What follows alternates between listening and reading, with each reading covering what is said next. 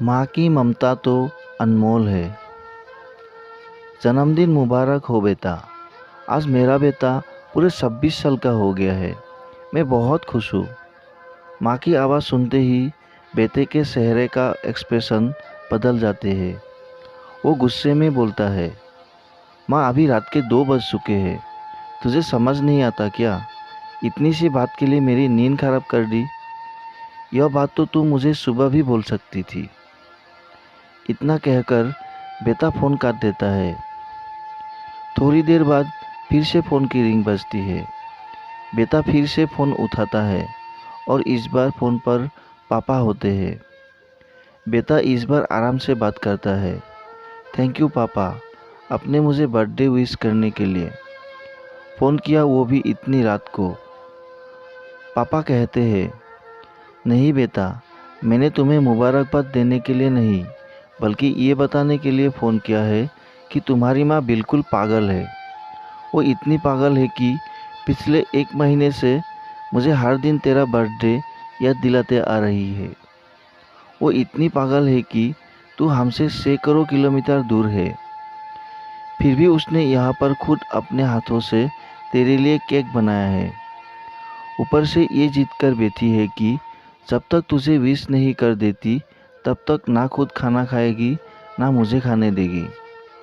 बेटा सब ध्यान से सुन रहा था और उसे ये महसूस भी हो रहा था कि उसने अपनी माँ को फॉर ग्रांटेड ले लिया था। वो बोला, नहीं पापा, माँ बिल्कुल पागल नहीं है।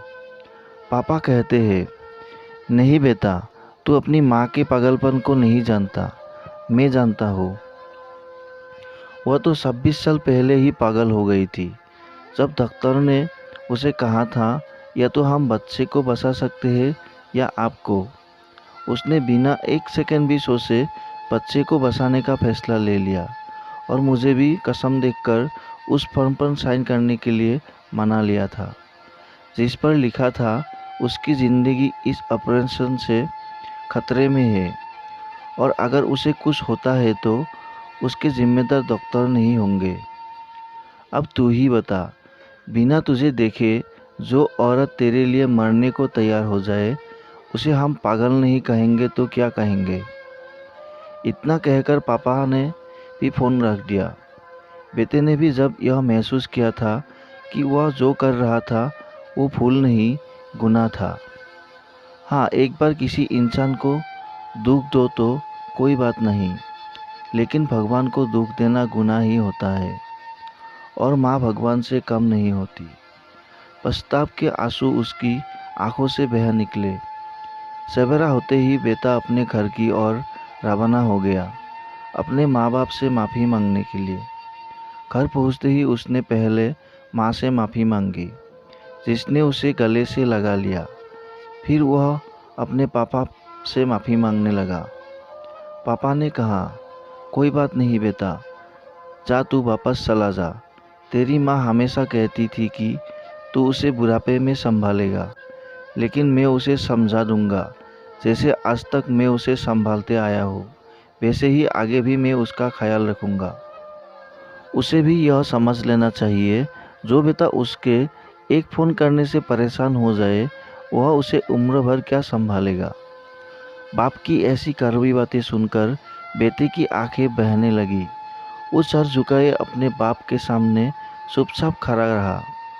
अपने बेटे को परेशान देखकर माँ आगे आती है और पापा को कहती है, जाने दीजिए, माफ़ कर दीजिए, हमारा ही बेटा है।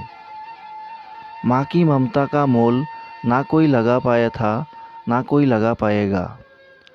9 महीने प्रसव की पीड़ा सहन करके हमें नई ज़िंदगी, नई दुनिया में लाने वाले माँ ही हमारी हर गलती को माफ़ कर सकती है।